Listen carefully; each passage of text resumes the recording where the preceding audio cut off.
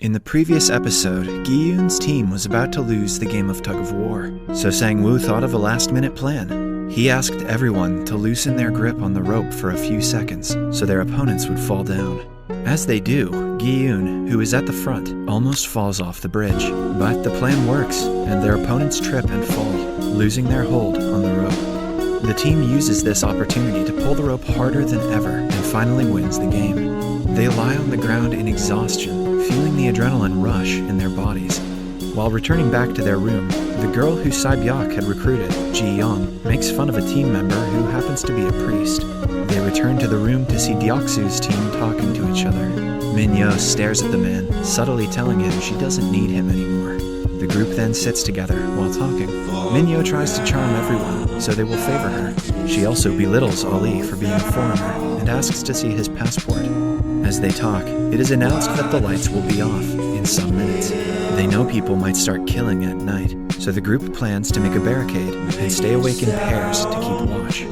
As they try to build a safe zone using the bunk beds, Deoksu approaches Gi-yoon and makes fun of him for thinking the beds can stop them from being killed. Gi-yoon, on the other hand, warns him of his own team members. He thinks since Deoksu has been ordering them around, he might be their first target. His words get into Deoksu's head, so he tells his team that they won't be killing tonight. Inam offers to be the first one to keep watch, saying that old people do not need to sleep, but the kind man is told to shut up by a new member, because they cannot keep an old man as a guard. Soon, the lights go out, and Sang-woo and Ali stay awake to guard the others. Ali thanks Sang-woo for saving his life today, and hands him a cob of corn that he had saved for him. Sang-woo breaks it in half, and the two enjoy the corn together while talking. He asks Ali to call him Hyung, which means big brother in Korean. They share stories about how they ended up in the game. After a while, Sang-woo wakes Gi-yoon to swap the duties. Deoksu also can't seem to fall asleep, for fear of being killed himself. Meanwhile, the police officer Jun-ho is taken to the room where some staff secretly harvest the dead player's organs. He finds out that the man he killed on the ship was also involved in the secret program. The doctor is there too, performing the procedures. He gets into an argument with the staff for being slow. Back in the room, Inam joins Gi-yoon to keep watch. Gi-yoon tells him how he was not paid for 10 years worth of work because the car company he worked at was at a loss. Inam sympathizes with him and starts crying all of a sudden. Gi-yoon tries to calm him and realizes that the old man has a fever. He makes him lay down, but doesn't have water to help reduce his fever. Sae-byok offers him some, and the two put Inam to sleep. It is now their turn to keep watch. Meanwhile, the doctor finishes harvesting the organs and hands them to Jun-ho and another staff member, who are supposed to dive underwater and give them to the buyers in the sea. After they leave, he asks the others about tomorrow's game, but it turns out even they do not know what it will be. The doctor freaks out, saying that he will be killed if they do not tell him. He holds one of them hostage and asks the other staff to figure out about the game. They get into a fight, leading the doctor to run out to the hallways, but he gets lost in the maze and doesn't know how to return. A staff member follows him to the playground where the game Honeycomb was played. He asks the doctor to calm down because if they are caught, all of them will be killed. The doctor asks him to show his face so that he can trust him. The two are talking when suddenly, the overseer of the facility shoots the staff member. He then says that he doesn't care what the staff does with the dead bodies, but they aren't allowed to tell the players about the games. That ruins the main essence of the facility, which is equality. He then kills the man, while the other staff shoots the doctor dead. At the same time, Jun-ho and a staff member go down through an emergency exit, which the man claims are for the VIPs. Jun-ho vaguely asks him about the VIPs, but the man reveals no one knows who they are. He becomes suspicious of Jun-ho for inquiring so much, and asks him to open his mask. The man finds out Jun-ho is a different person, but before he can react, Jun-ho points his gun at him. He inquires about his brother, but the man doesn't know anything about him. But he tells him about the player's information file in their overseer's room, where he can find his brother's information. A secret stairway that leads him to the overseer's room lies nearby. Jun-ho shoots the man dead and enters the overseer's room. After he is gone, the overseer and the staff come downstairs to see the man who was killed by Jun-ho. The overseer digs the bullet out of his head and realizes it belongs to a policeman. The staff are ordered to find the man as soon as possible. An alarm begins blaring, waking the players up. They are quickly made to line up in the middle by the staff. Inam refuses to get up, and it turns out he had peed himself that night. Meanwhile, Jun-ho is in the overseer's room, where he finds the files of every single person who has ever participated in the game. He figures that the games have been played for many years now. The players are then made to stand in lines in the middle of the room. Gi-yoon helps Inam by tying his jacket around the old man's waist, so he won't be embarrassed.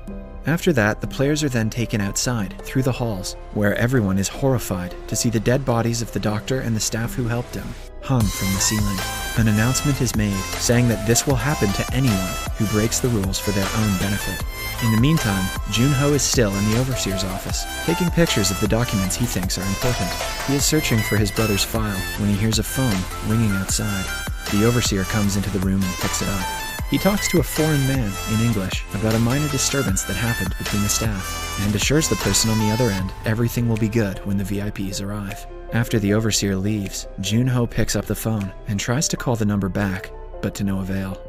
In the meantime, the players are taken to an empty white room where they will have to separate into groups of 2. Gi-yoon's team needs to separate as well. They look at each other in confusion. Min-yo tries to sweet-talk Gi-yoon to team up with her. When he doesn't speak, she makes her way to Sang-woo, who also declines her offer. Sang-woo asks Ali to be his teammate, and the two look at Gi-yoon to see if he objects. Gi-yoon asks them to go ahead and starts looking for a teammate himself. Inam makes his way towards him, but Gi-yoon knows he cannot win with an old man as his partner, so he apologizes to him. Inam simply gives him his jacket, saying that the others might look down upon him if he doesn't have one. Gi-yoon feels bad for the man, but goes looking for a member anyway. Sae-byeok and Ji-young join hands as well.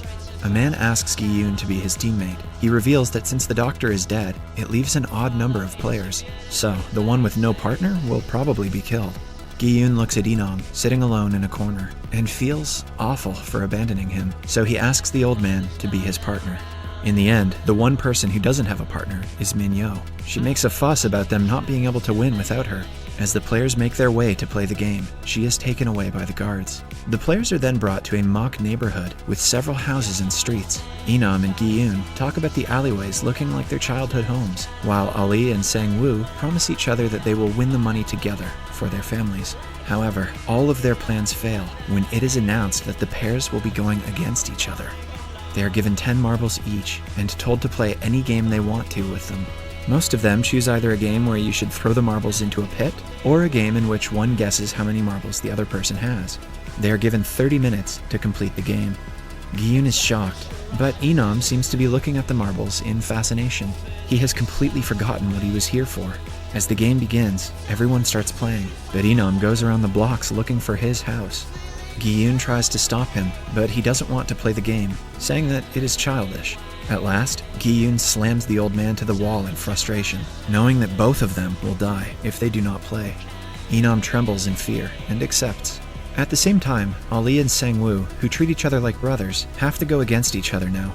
Ali doesn't want to play the game, but Sang-woo insists that they do, or else both of them will lose. Ali doesn't even know how to play it, so Sang-woo teaches him. One of them will have to keep a certain number of marbles hidden in a fist. The other will guess if the number of marbles in their fist is odd or even. If the guess is correct, all the marbles the person is holding will go to the person who made the correct guess. The two start playing, and Ali makes the right guess at first, taking 2 of Sang-woo's marbles. Eventually, Ali wins all of Sang-woo's marbles, except for 1. When people start dying, Sang-woo claims that he has a way they can both win. An innocent Ali, who doesn't want to be the reason Sang-woo dies, listens to his plan. Sang-woo claims that at the end of the game, people are not going to agree on a winner because they will nitpick the rules. The staff will then have only one way to continue, that is, to make one team go against another. So, they make a deal to go around the playing zone, looking for the players who are older so they can go against them at the end. Ali still doesn't understand Sang-woo's plan, but agrees to do whatever he wants because he trusts him. Sang-woo also makes him wear his marble bag on his neck so no one can snatch it. Meanwhile, Ji-young and Sae-byeok sit together, not knowing what to do. Sae-byeok, being from North Korea, doesn't know any marble games, so Ji-young offers to teach her. But both girls do not want to play for 30 minutes, so they decide to just talk for most of the time, and bet all of their marbles on one game at the end. Sae-byeok, who normally doesn't like to speak much, reveals that her father died while trying to cross the border, and her mother was caught by the Chinese police and sent back to North Korea. She wants to buy a house and bring her mother back after she wins the money. Ji-young laughs, saying that she could do a lot more than that with the money. Sae-byeok innocently claims she wants to visit Jeju Island, to which Ji-young offers to go together. They realize that it cannot happen because one of them will die today. Ji-young then reveals that she killed her abusive father and went to prison for it. She has no motive to live, even if she wins the money. In the meantime, Inam and Gi-yoon start the game, and Inam wins 5 of Gi-yoon's marbles in just the first round. As they go on, Gi-yoon is left with only 1 marble. He nervously guesses odd for the number of marbles inside Inam's fist, only to discover it is even. Gi-yoon loses the game. However, Inam forgets what Gi-yoon predicted, allowing him to change his answer. Starting that round, Gi-yoon uses Inam's dementia to win every round. At last, Inam only has 1 marble left, but he starts looking for his house again instead of playing. Similarly, Deoksu also wins the game against one of his minions when his marble accidentally knocks Deoksu's into the pit. Ji-young and Sabyok decide to throw 1 marble at the wall, and the one who throws the closest will win. Sabyok goes first and does pretty well, but when it is Ji-young's turn, she drops the marble on the ground lazily, making Sabyok win. Sabyok corners her and asks her to go again because it isn't fair. However, Ji-young claims that she has nothing to live for, unlike her. They say their last goodbyes before a staff member shoots Ji-young dead. Ali, on the other hand, goes looking for Sang-woo because only a few minutes of the game are left, but when he checks his bag of marbles, he realizes that his brother-like friend has betrayed him. Sang-woo has exchanged Ali's marbles with pebbles. Ali sheds one last tear, still in disbelief, before a guard shoots him dead. Now, only Inam and Gi-yoon are left. They have to play one last game for Gi-yoon to win, but Inam suggests they bet all of their marbles on one last round. Gi-yoon is enraged, claiming that this isn't fair. To Gi-yoon's surprise, Inam reveals that he knows Gi-yoon has been cheating him. The old man had faked having dementia to make Gi-yoon win. At last, Inam happily hands his last marble to Gi-yoon and thanks him for playing with him. Gi-yoon hugs his friend for the last time and walks out of the house, sobbing. The episode ends as a gunshot startles him, indicating that Inam